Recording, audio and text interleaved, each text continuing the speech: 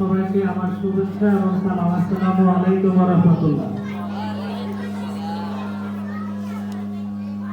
অনেক শিক্ষা প্রতিষ্ঠানে আছে এই খেলাধুলার হয়তো যায়নি, তাহলে খেলাধুলা কিভাবে করবে, কিন্তু একটা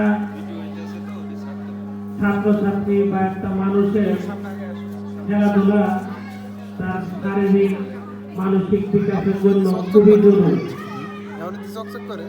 খেলাধুলা শুধু মানুষকে শারীরিক সুস্থতাই রাখে না, খেলাধুলা মানুষকে বিভিন্ন বাজে কাজ থেকেও দূরে রাখে।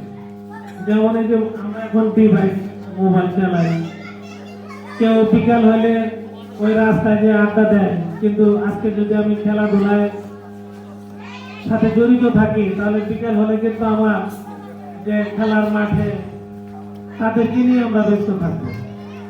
সেই প্রেক্ষাপটে একটা ছেলে একটা মেয়ের লেখাপড়ার যেমন যতটুকু দরকার আছে, তার শারীরিক এবং মানসিক বিকাশের জন্য খেলাধুলারও দরকার আছে।